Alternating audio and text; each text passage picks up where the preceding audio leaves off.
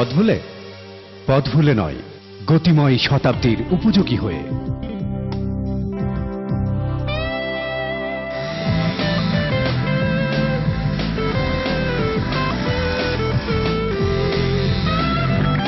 Singer motorcycle এনেছে নতুন গতি এই বাংলাদেশে।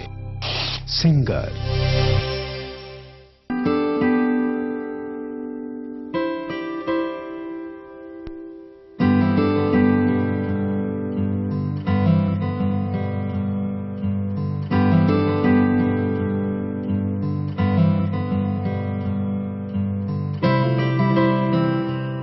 ঝামেলা নেই রান্নায়, এত সহজেই? তাহলে নিশ্চয়ই সিঙ্গার মাইক্রোওয়েভ ওভেন।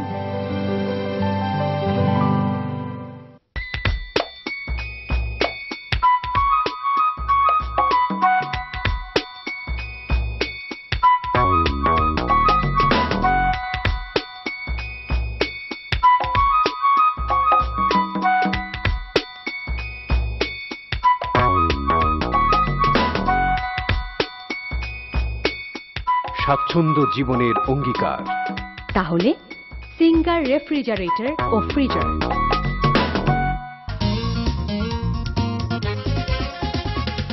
সুপ্রিয় দর্শকবৃন্দ, শুভেচ্ছা, স্বাগতম। আমাদের সঙ্গীত ভুবনের এক অনিবার্য নাম। চলচ্চিত্রে তার রয়েছে একটি আলাদা অবস্থান। তার কণ্ঠ শুনলে অতি সহজেই তাকে আমরা চিনতে পারি। তিনি একজন গুণী শিল্পীর কৃতি সন্তান। আমরা বলছি রথীন্দ্রনাথ রায়ের কথা। সঙ্গীত শিল্পী রথীন্দ্রনাথ রায়কে নিয়ে শুরু হচ্ছে চলচ্চিত্র বিষয়ক সাপ্তাহিক আয়োজন আমার ছবি। আমার ছবি, চলমান জীবনের ছবি। আমার ছবি বলে তাদের কথা, মূর্ত করেন যারা মনের কথা। তারাই বলেন কথা আমার ছবিতে, বিনোদিত হই যাদের ভাবনাতে। প্রিয় মুখ, প্রিয় ছবি, তাই নিয়ে আমার ছবি।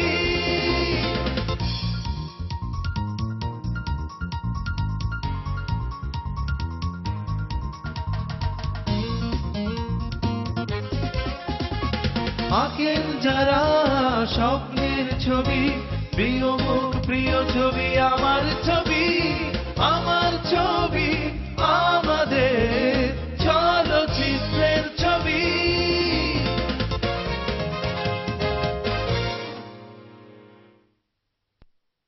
1968 সাল মুক্তি পেল দিলীপ সোমের সারা জাগানো ছবি সাত ভাই চম্পা। এই ছবিতে কণ্ঠ দিলেন রথীন্দ্রনাথ রায়। কন্যা গো আমার 6 মাসের সফর। দারুণ জনপ্রিয় হয়েছিল এই গানটি। সঙ্গে ছিলেন মৌসুমী কবির। রথীন্দ্রনাথ রায় আমাদের আজকের অতিথি। দাদা, কেমন আছেন? হ্যাঁ, ভালোই আছি। আমরা জানি সঙ্গীত পরিবারে আপনার জন্ম, সঙ্গীতের মাঝেই আপনার বেড়ে ওঠা, কিন্তু চলচ্চিত্রে কি করে এলেন সেই কথাটি আমাদেরকে বলুন। আমি নীলফামারী হাই স্কুল থেকে 1966-এ ম্যাট্রিক পাশ করে ঢাকায় আসলাম। আর তার আগে 1960-তে আমি প্রথম রেডিওতে বাবার সাথে গান করি। কোন রেডিওতে? ঢাকা রেডিওতে। তখন রেডিও পাকিস্তান। 65-এ যখন টেলিভিশন শুরু হলো ডিআইটি বিল্ডিং এ, তার 1 মাস পরের থেকে আমি টেলিভিশনে গাওয়া শুরু করলাম। তো যখন ঢাকা কলেজে ভর্তি হয়ে গেলাম, নীলফামারী থেকে এখানে চলে এলাম, ন্যাচারালি তখন আমি খুব বিশেষ করে টেলিভিশনে আমাকে খুব টানতো আর কি। কলিম সাহেব ছিলেন। যাই হোক, তো আতা ভাই এটাকে খেয়াল করছে আর কি। তা আতা ভাই বাবাকে বলছে, ভাববো আপনার ছেলেকে নিয়ে একদিন আসেন তো। তা বাবা বললো যেরকম খানাতা সাহেব জানি কি জন্য ডাকছে, চল তো ওনার বাড়িতে যেত। তখন আতা ভাই থাকে খাজে দেওয়ান রোডে, ঢাকেশ্বরী দিকটায়। আমার এখনো মনে আছে যে ওনার বাড়িতে গেলাম, ওখানে আমার গান শুনলেন। শুনে বললো যে ওকে একটু আপনি ওই সালাউদ্দিন সাহেবের ঢাকা রেকর্ডিং নিয়ে। মানে যাওয়ার পর এই কন্যাগত 6 মাসের সফর গানটা কয়েকবার আমাকে তোলালো, সঙ্গে মৌসুমী কবির।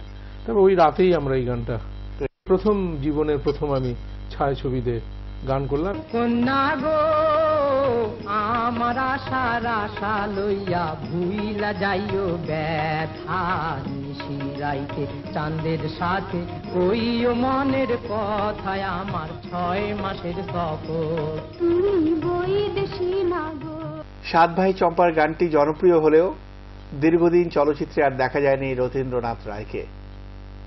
এই বিরতি আমাদেরকে পীড়া দিয়েছে। তারপর তাকে আবার পেলাম 1975 সালে। প্রমোদ কারের নামের আড়ালে খান আতা এবং তার সহযোগীরা তৈরি করলেন সুজন সখী ছবিটি। জনপ্রিয় ছবি, জনপ্রিয় তার গানগুলো। হায় রে কথায় বলে গাছে বেল পাকিলে তা কাকে কি, এবং আরো একটি গান, দুটি গানই সে সময় দারুণ জনপ্রিয় হয়েছিল। আসলে আতা ভাইয়ের গানের সবচেয়ে বড় জিনিস হচ্ছে যে খুব সাধারণ কথা, এবং এই ফোক ছবি তো, এবং ওনার স্টাইলটাই ছিল, উনি যেমন আধুনিক গানও করেছেন, দেশাত্মবোধক গানও করেছেন প্রচুর, কিন্তু এই জাতীয় কাজ ওনার একটা অন্য রকমের, আমিও খুব আনন্দ পেতাম তার সঙ্গে কাজ করতে। যে কথাগুলি যে হায়রে কথায় বলে গাছে বেল পাকিলে তাতে কাকের কি, যে কেউ বুঝবে। এই অধিক খেতে করে আসা তার নাম যে বুদ্ধি নাশা, অতি লোভে তাতি নষ্ট বলে যে কথায়, হায়রে বলে যে কথায়, হায়রে জিয়া তুইয়া খায় না যারা একা একা খায়, আরে তাদের কপাল এমনি কইরা ছাই হইয়া যায়। হায়রে কথায় বলে গাছে বেল পাকিলে তাতে কাকের কি, ও কাকের কাকা ডাকে যদি একে একে গাছের বেল ঝরিয়া যায় তাতে দোষের কি। আতা ভাইয়ের একটা খুব খায় ছিল, ভাইয়ের উপরে তার একটা দারুণ দুর্বলতা ছিল। বলছে রথিন, ওই ওকিও বন্ধু কাজল ভোমরার উপরে আমি একটা কথা দেবো, তুমি ওই স্টাইলে তুমি এই গানটা করে দেওয়া, আমি তোমার উপর পূর্ণ স্বাধীনতা। তার কিছু পাগলামি ছিল আবার, মানে কোনো আমি কিছুই বলবো না তোমাকে, আমি লিরিক্স দেবো, তুমি ওই জিনিসটা আমাকে অ্যাকুরেট দিয়ে দেবে। আমি ঠিক আছে, তবে আপনার যদি মিটার থেকে থাকে আমার তো কোনো অসুবিধা নেই। এবং খুব প্লিজড, উনি নিজেই প্লিজ যে রথিন আমার খুব ভালো লাগছে যে ও কি ও বন্ধুর উপরে আমি এই গানটা করলাম, আমার খুব একটা দুর্বলতা এই গানটার প্রতি। ওহো কি নিদয়া বিধিবা হইলি রে, কোন দোষে হিয়ায় হিয়ায় জোড়া না দিলি বিধি রে।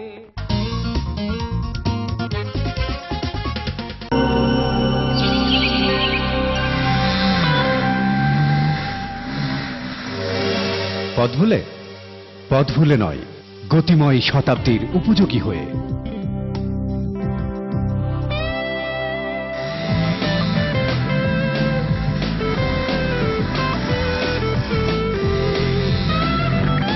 সিঙ্গার মোটরসাইকেল এনেছে নতুন গতি এই বাংলাদেশে। সিঙ্গার।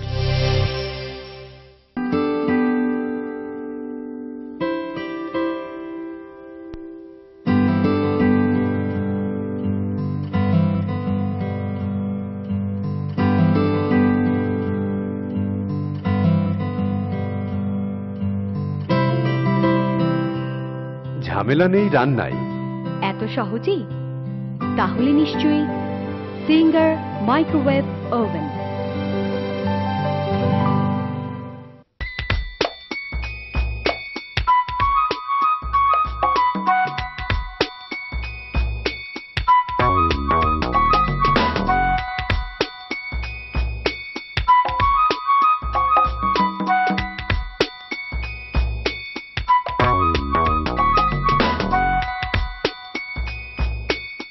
স্বাচ্ছন্দ্য জীবনের অঙ্গীকার।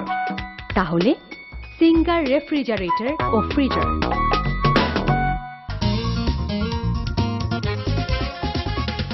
1977 সাল নায়ক রাজ রাজ্জাক তৈরি করলেন মিষ্টি প্রেমের একটি ছবি, অনন্ত প্রেম। অপূর্ব গান, অপূর্ব পরিচালনা। গান গেলেন রথিনদা। আমরা আগেও বলেছি, অনন্ত প্রেমের কোনো ফুটেজ আমাদের কাছে নেই, যথাযথভাবে সংরক্ষণের অভাবে আজ তা নিশ্চিহ্ন। আমরা অনুরোধ করব সেই গানের অংশ বিশেষ আমাদের শোনাতে। সুরকার সম্পর্কে এবং গীতিকার সম্পর্কে আমরা জানতে চাইবো আপনার কাছ থেকে।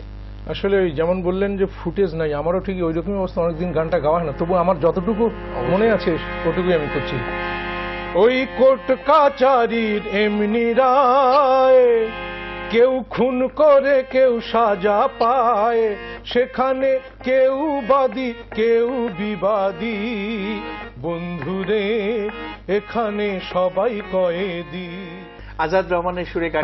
এটা আজাদ ভাইয়ের সুর, গাজী মাজহারুল আনোয়ারের লেখা। অপূর্ব গান, অপূর্ব। এরপরে 1977 সালে আরো একটি ছবি মুক্তি পেল, পরিচালক আমান। ছবির নাম সাগর ভাষা। নাম থেকেই বোঝা যাচ্ছে ফোক ছবি। এই ছবিতে একটি গান গাইলেন রথীন্দ্রনাথ রায়। সাগর ভাষার রিকোয়েস্টটি কেমন ছিল? পরিচালকের কি ছিল আপনার কাছে? এটা একটা দুঃখের গান আর কি, আচ্ছা, একটা প্যাথেটিক গান। ওই ছিল যে কান্না কান্না ভাবটা বেশি থাকবে, আচ্ছা, এই ফিলিংসটা থাকতে হবে আর কি। আর আমিও সবসময় কিন্তু চলচ্চিত্রে গান করার সময় আমি জেনে নিতাম যে সিকোয়েন্সটা কি আছে, তাহলে সেটাতে মুডটা বোঝা যায় যে আমি কি মুডে গান করব। এই ছবির সুরকার কে? এই ছবির এটা ছিলেন আনোয়ার পারভেজ। এই ছবির গীতিকার ছিলেন ফখরুল আলম। 1978 সাল মুক্তি পেল কামাল আহমেদের ছবি, ছবির নাম অঙ্গার। সঙ্গীত পরিচালক আলী হোসেন, রথীন্দ্রনাথ গান গাইলেন সেই বিখ্যাত গান আমি পাগল হব। সত্যি আমরা পাগল হয়েছিলাম সেই সময় এই গানটির জন্য। আমি পাগল হব ও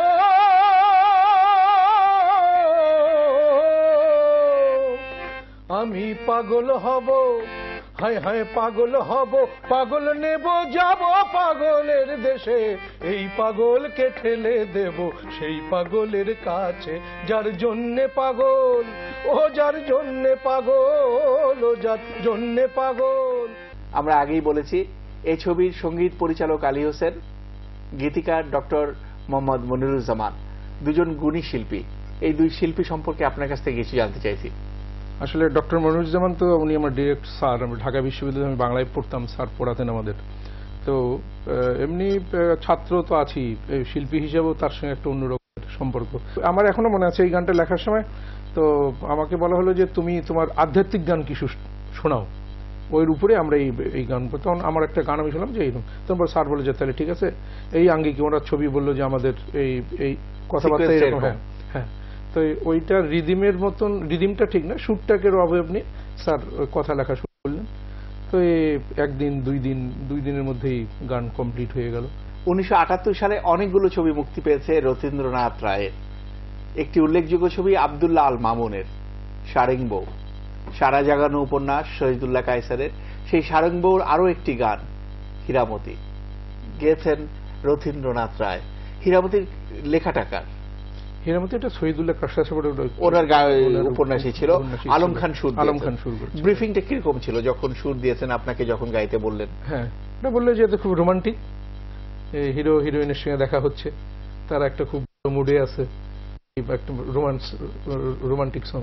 হিদামতি হিদামতি ও হিদামতি, আরে হিদামতি হিদামতি ও হিদামতি, তোমার লাইগা আনমুকি পুতির মালা পড়বে কি, আরে তোমার লাইগা আনমুকি পুতির মালা পড়বে কি, হিদামতি হিদামতি ও হিদামতি, আরে হিদামতি হিদামতি ও হিদামতি।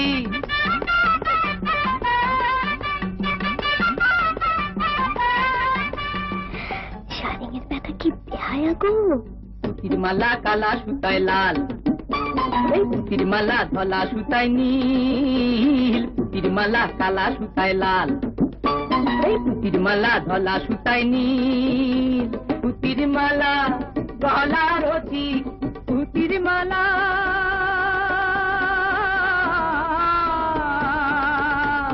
পুতির মালা গুলবদনি ঝিলি। 78 সালে মুক্তি পেল আব্দুল সাত্তার অশান্ত ঢেউ। এই ছবির জন্য কণ্ঠ দিলেন রথীন্দ্রনাথ রায়। গানটি ভীষণ জনপ্রিয় হয়েছিল। গীতিকার আব্দুল সাত্তার ভাই নিজেই, আর সুর ছিল আলম খানের। আচ্ছা, গানটি যদি একটু অংশ বিশেষ আমার যতটুকু মনে আছে করবো। আমি তাইতে পাগল হইলাম না, মনের মতন পাগলি পাইলাম না, ওই আমি তাইতে পাগল হইলাম না, মনের মতন পাগলি পাইলাম না, আমি পরের বোঝা ঘাড়ে লইলাম সুনাম তবু হইল না, পরের বোঝা আমি পরের বোঝা ঘাড়ে লইলাম সুনাম তবু হইল না, মনের মতন পাগলি পাইলাম না। যৌতুকের বিরুদ্ধে সোচ্চার হলেন শিবলি সাদিক, তৈরি করলেন নোলক ছবিটি। মুক্তি পেল 1978 সালে। সঙ্গীত পরিচালনার দায়িত্ব পালন করলেন ফেরদৌসী রহমান, গান গাইলেন রথীন্দ্রনাথ রায়। সেই গান, এই গানটিও প্রচুর জনপ্রিয়তা পেয়েছে। একটি বিষয় লক্ষ্য করার মতো, আপনি ছবিতে কম সংখ্যক গান গেয়েছেন, কিন্তু যে গানটি গেয়েছেন প্রচুর জনপ্রিয়তা পেয়েছে। নিজের একটা গান ভাওয়াইয়া, এটাকে ছবির মধ্যে, এটা কিন্তু প্রথম। আচ্ছা আচ্ছা, এর আগেরটা আতা ভাই ওই সুরের উপরে কাজ করেছেন, কিন্তু এটা একদম ডিরেক্ট সরাসরি ভাওয়াইয়া। এই গানটি কিন্তু গাওয়া ছিল আগে আব্বাসউদ্দিন আহমেদ সাহেবের। তো ফেরদৌসী আপা বললো যে আব্বার মতন করে গাইলে কিন্তু হবে না, এটা ছবির ব্যাপার, তোকে একটু রং ঢং করে গাইতে হবে। তা না বললাম ঠিক আছে, তাহলে গরুর গাড়ি যেভাবে আমাদের দেশে গারওয়ানরা চালায় আর গান গায়, যেমন হট হট হট হট, আরে ডাইনে চল ডাইনে চল ডাইনে চল, বাউকুমটা বাতাস যেমন ঘুরিয়া ঘুরিয়া মহরে, ও কি ও রে ওই মতন মোর গাড়ির চাকা পন্থে পয়ন্থে ঘোরে রে, ও কি গাড়ি আলমুই চলং রাজ পন্থে। 1978 সালে মুক্তি পেল আরো একটি উল্লেখযোগ্য ছবি, আপনার জন্য একটি স্মরণীয় ছবি, দারাশিকর ফকির মজনু শাহ, সেই গান।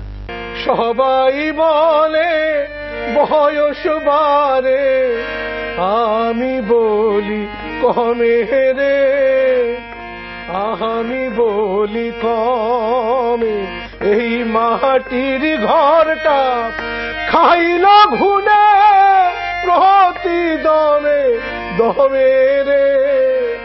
এই ছবির গীতিকার এবং সুরকার সম্পর্কে কিছু জানতে চাই। এই ছবির গীতিকার গাজী ভাই, গাজী মাজহারুল আনোয়ার, আর সুরকার আমার বন্ধুবর আলাউদ্দিন আলী। তো আমার সবচেয়ে যেটা এই ছবি রিল্যাক্সে, যে এই গানটা যে লিভ করেছে, যে অরিজিনালি একজন সাধু, তাকে দারাশিকো ভাই খুঁজে বের করেছে শাঁখারীবাজারের কোন মন্দির থেকে, এবং সে বেচারা যে আমি দেখার পর দেখি যে এমন ভাবে লিপ মিলাইছে যে আমি নিজেই ওই মানে মনে হচ্ছে সত্যি সত্যি এই লোকটাই বোধহয় গানটা গেয়েছে।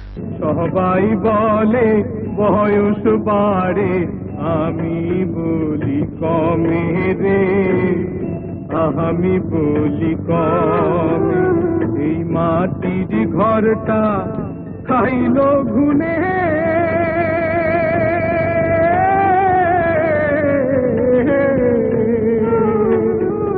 এই মাটির ঘরটা খাইল ঘুনে প্রতি দমে দমে রে।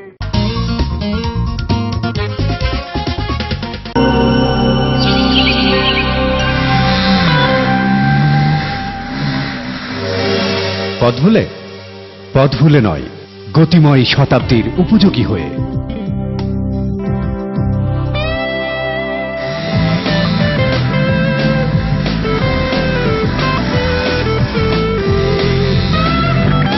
সিঙ্গার মোটরসাইকেল এনেছে নতুন গতি এই বাংলাদেশে। সিঙ্গার।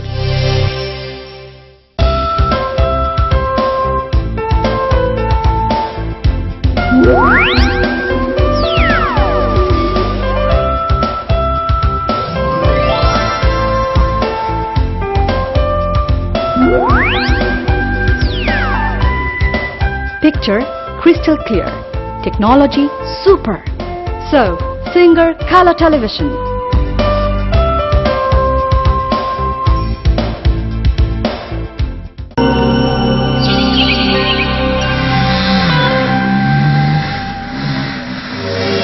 পথ ভুলে? পথ ভুলে নয়, গতিময় শতাব্দীর উপযোগী হয়ে।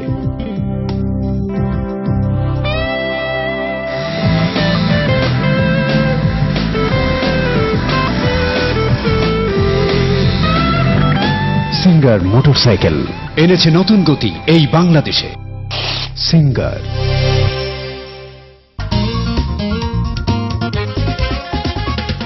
1979 সালটিও রথীন্দ্রনাথ রায়ের জন্য একটি উল্লেখযোগ্য বছর।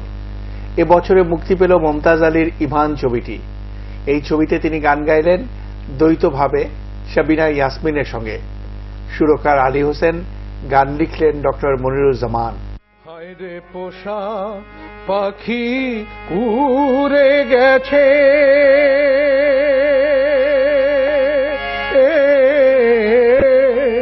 খাঁচা ভেঙে কোন জানাই, আমি কোথায় গেলে পাবো তারে, কোথায় গেলে পাবো তারে, বলো কোন ঠিকানা।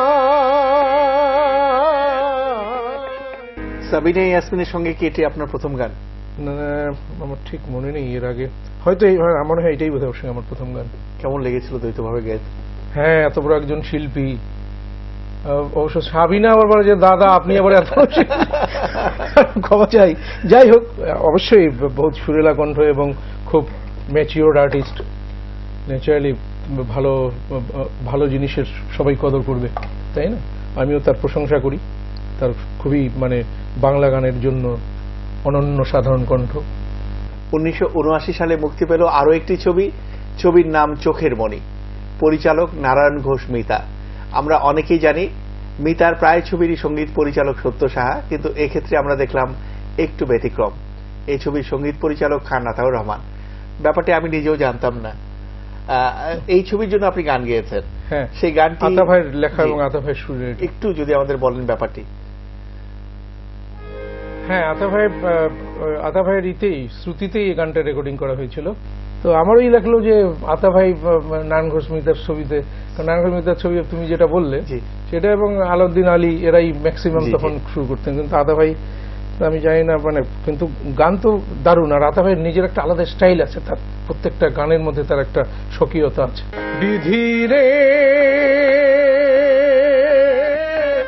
কেন রে তুই নদীর মতন খেয়ালি, কোথায় যে কার ভরা তরি বিনা দোষে ডোবালি, কোথায় যে কার কুটির ভেঙে, কোথায় বাঁধিস চোরাবালির চর, কার বাগানে ফুল ফুটিয়ে, কাহার বুকে কাল বৈশাখীর ঝড়। সে সময়ের জনপ্রিয় ছবি নদের চাঁদ, পরিচালক শেখ নজরুল ইসলাম, মুক্তি পেয়েছিল 1979 সালে। এই ছবিতে দ্বৈতভাবে কণ্ঠ দিলেন রথীন্দ্রনাথ রায় এবং খুরশিদ আলম, দুজন মিলে একটি গান।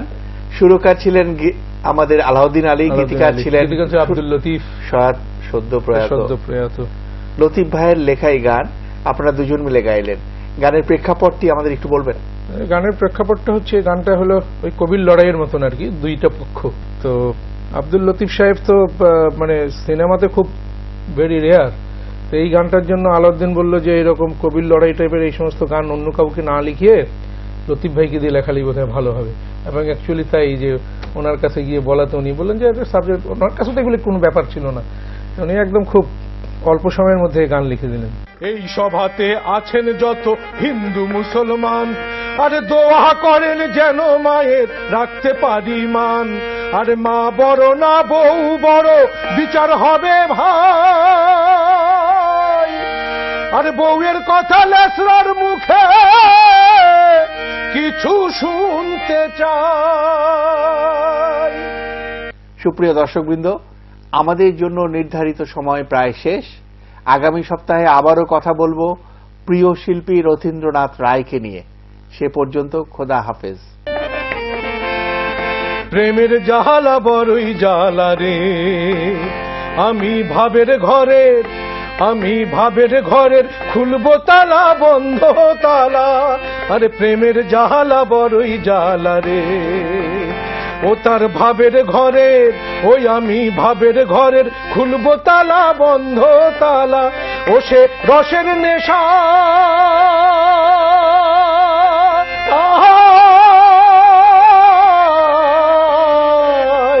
ও সে রসের নেশায় যাব আমি সেই সুজনের পাশে, হায়রে সেই সুজনের পাশে, এই পাগলকে ঠেলে দেব সেই পাগলের কাছে, যার জন্যে পাগল, ও যার জন্যে পাগল, ও যার জন্যে পাগল, ও যার জন্যে পাগল।